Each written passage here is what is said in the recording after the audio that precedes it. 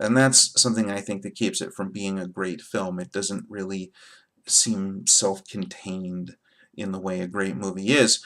Now, I realize that in order for the investment in the movie to be a viable one, there need to be sequels and all of that, and it has to take on a new life of its own and really reboot a franchise that had been tired for a long time.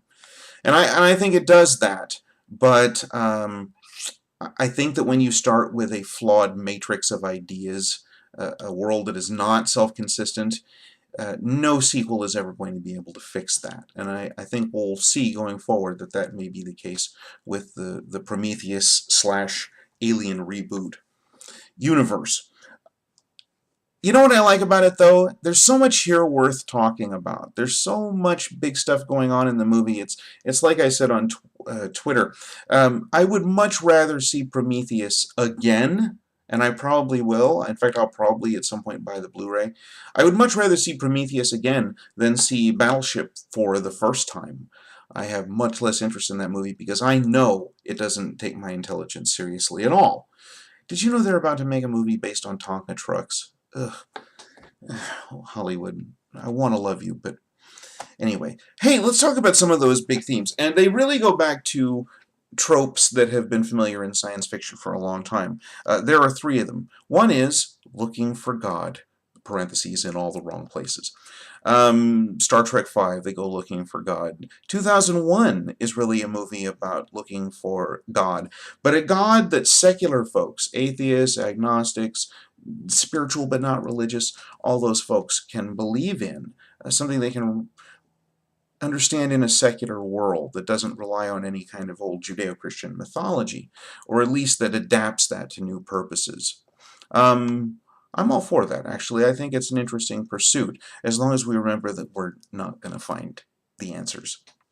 You know, looking for God is the plot of the movie, and it's also what the movie makers are doing, metaphorically. I think it's an interesting pursuit. You could argue that I've been doing it here on this site for quite some time.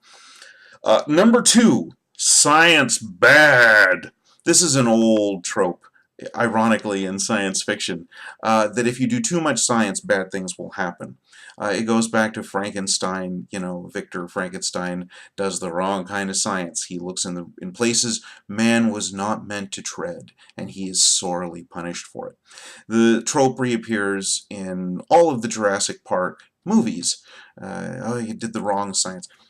Ironically, and I'm not the first person to point this out, there's a great essay in, I don't remember where, that pointed out that in the book, the theme was that the scientists had not done enough science. They hadn't thought the thing through carefully enough.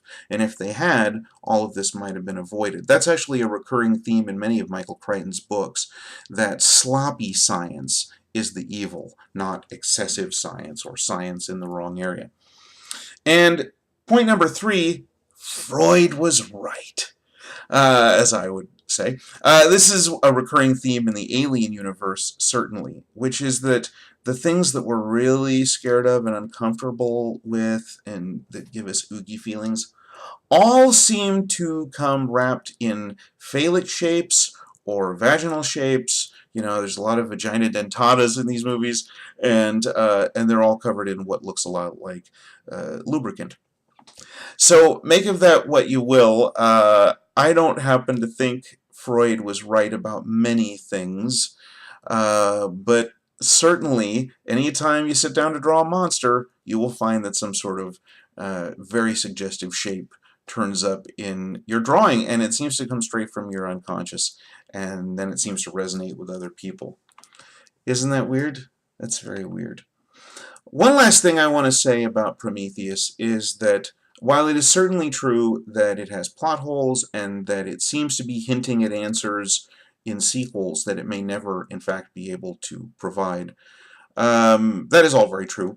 And people are blaming it all on a guy named Damon Lindelof. Now, Damon Lindelof is a geek. He's one of us. And he is a friend of J.J. Abrams, and therefore he wound up being a writer on Lost. And he's a good writer.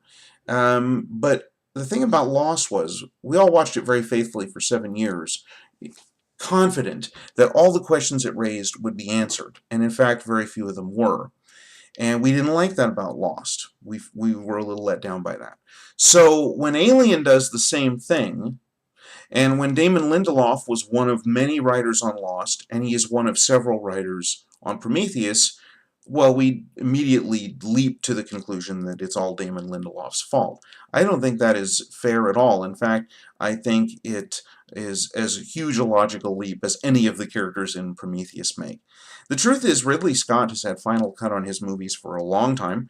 Ridley Scott is a smart guy, but he also began as a commercial director. Consequently, he seems to value image over logic much of the time. He values image over believable human behavior quite a bit of the time. This is a recurring problem with many of his movies. And in fact, even if you love Alien or Blade Runner, as I do, you have to admit there's a kind of emotional coldness there, and sort of just a lack of humanity to those movies, which works in their favor. And maybe it doesn't work in Prometheus' favor to have the same problem, but, I don't think you can just blame Damon Lindelof. I think you can pin some of this on Ridley Scott, too. But boy, everything Ridley Scott has ever brought to a TV commercial, or to Alien, or to Blade Runner, he brings to this movie. It is beautifully designed, beautifully shot.